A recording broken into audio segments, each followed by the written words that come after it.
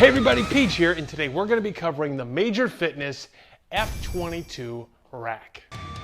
Now, full disclosure, Major Fitness did send me the rack for free, and I am being compensated for my time, but as you will see, I'm still going to provide a 100% honest review.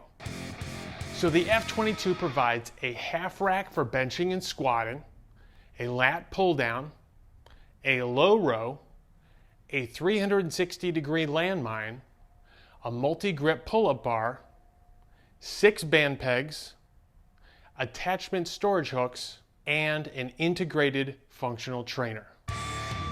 Now, included with the F22 are dip bars, 2 J-cups, 2 spotter arms, a lat pull-down bar, a straight bar, 2 stirrup handles, 4 barbell clips, and a T-bar row handle.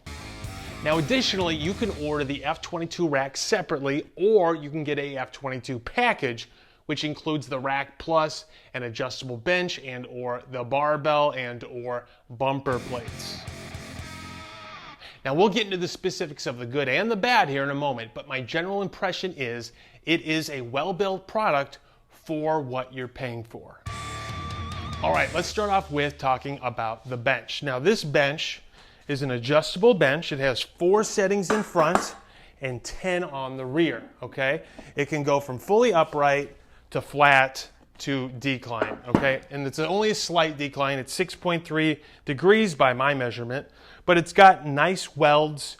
The wheels are satisfactory, okay? It's got a nice handle right here, so you can wheel it around your gym and transport it to where you need to. So what don't I like about the bench? Well, I personally prefer a grippier upholstery.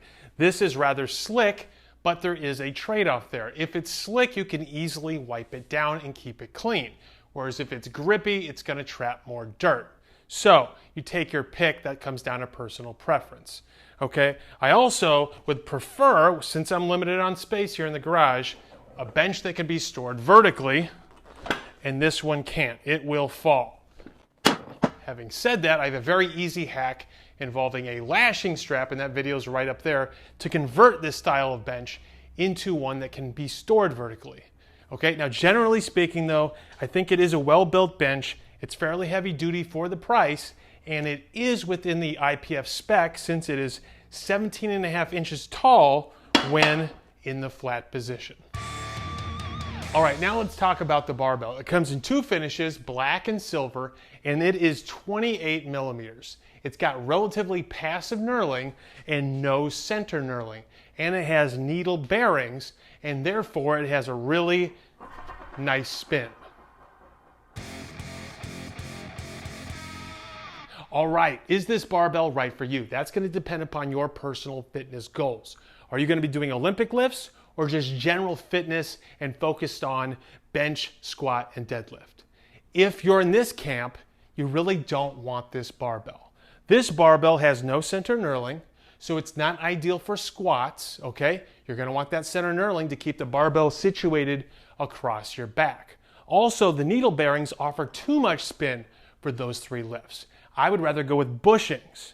And at $250, this thing ain't cheap. And I just think there's more options for the lifters focused on those 3 lifts for that price point. All right, now let's talk about the bumpers. So I got 10s, 25s, 35s, and 45s. And they all have this beveled edge. And that beveled edge is nice because it makes it easier to pick up off the ground when they're laying flat. Additionally, the lettering on each one is raised, okay? So this isn't just some cheap silk screened labeling that they're printing onto the plate that is embedded into the molds. Okay, so that's a nice premium feature. So I got nothing bad to say about these guys. All right, now let's talk about the functional trainer. Here's the bottom line. I've had better and I've had worse. Okay, so let's break it down. The pulleys. The pulleys are made out of nylon. Would aluminum pulleys be smoother? Sure. But at this price point, I think that's what you should expect.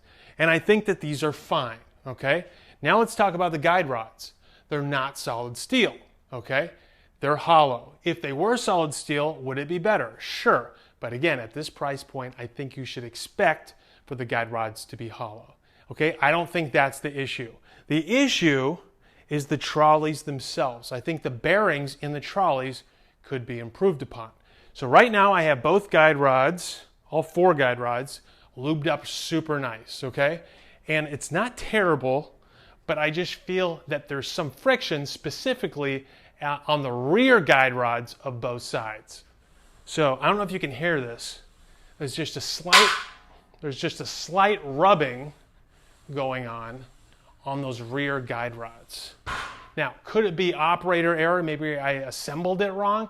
I don't think so, okay? I think it's the bearings. They could be improved upon, but at the end of the day, this is still a decent functional trainer, and I built DIY versions before, and this is light years better than any of those. All right, now we're gonna talk about something that really exceeded my expectations. Okay, their sandwich style J-cups are actually really nice. For the price you're paying, I was not expecting this. Okay, so a sandwich style J-cup is, thick, durable plastic sandwiched in between the metal. And what that does for you, it gives you more barbell protection. So if you're hitting here, you have no metal to metal contact. But if you miss rack and you hit here or here, still, that plastic sticks out farther than the metal. So you always have protection to your barbell. So let's just take a nice little opportunity here to really focus in on these, okay? So I think that when you're paying this price, you're really not expecting something so premium. And I gotta say, I got nothing bad to say about these. These are really nice. Now, another pleasant surprise were the spotter arms. The spotter arms are a whopping 20 inches from here all the way to the tip here. And at this price point, you're typically gonna get spotter arms that are about half that length, or 3/4 of that length. Okay, so the longer the spotter arm, the more safety you have. So this was a great surprise. Now, my only gripe about the spotter arms are they kind of screwed up a little bit. Now, when they screwed these on, it looks like they put this screw on and then this screw on and then they screwed this one. They should have done this one first because it's raised up. You can see this? There's a slight gap in the plastic and the steel on both sides. Now, I don't think functionally that makes a difference, but it's a little annoying, okay? So, other than that, these are pretty dang awesome. All right, now let's talk about the pull-up bars. Now, the pull-up bars have nice thick grips, which is awesome because that's gonna be much more comfortable on your hands than thinner grips, okay? And you have the wide grip and narrow grip option. Now, having said that, you might not like this because if you're gonna do narrow grip, you have to do supinated grip because of the angles, how it forks outward.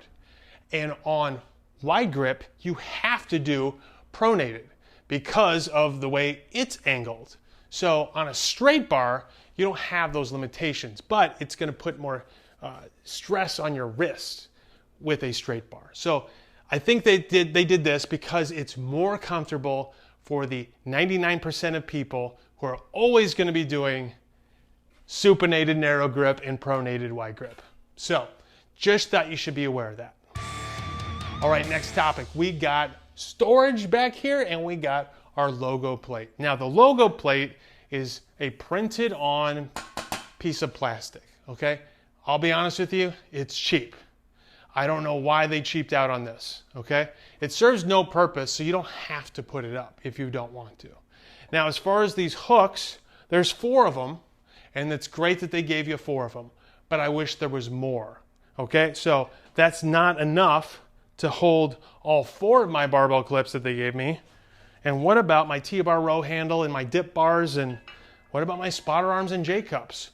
If I don't want them on my front post because I want to use my functional trainer, where do I put all this stuff? So I wish there was another storage bar right here for me to mount this stuff. That would be awesome. All right, now let's talk about the supplied accessories. So you get 4 of these guys here, and they're the basic barbell clips, nothing special about them. If you want something nice, then just buy them separately on Amazon or something. So these are your standard clips, and I guess they do the job. I don't have anything negative to say about them other than I don't like this style. Now, as far as these, the lat pull down bar and the straight bar, they're okay. They're nothing special. I certainly would prefer something that would swivel. These are fixed attachment points. So I really don't like a fixed attachment points, and I don't like rubber grips, but I understand that they're throwing these in for free if you don't have anything else. The expectation is one day you'll upgrade on your own and buy something that does rotate, that might have knurling. So I don't expect them to raise the price for everybody for all this stuff by throwing in premium attachments. So, it's kind of a double-edged sword. All right, next we have the dip bars. So each one has wide grip and narrow grip options. So just hang these to your desired setting.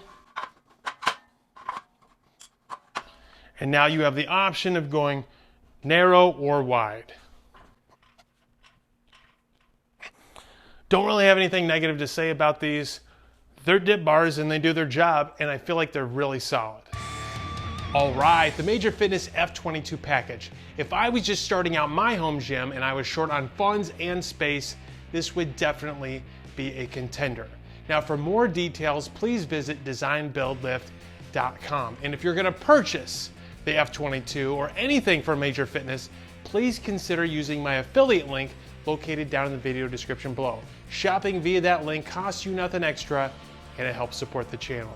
All right, that does it for this episode, and I look forward to seeing you again in the next episode. So, be sure to subscribe to the channel to be alerted the moment the next episode drops.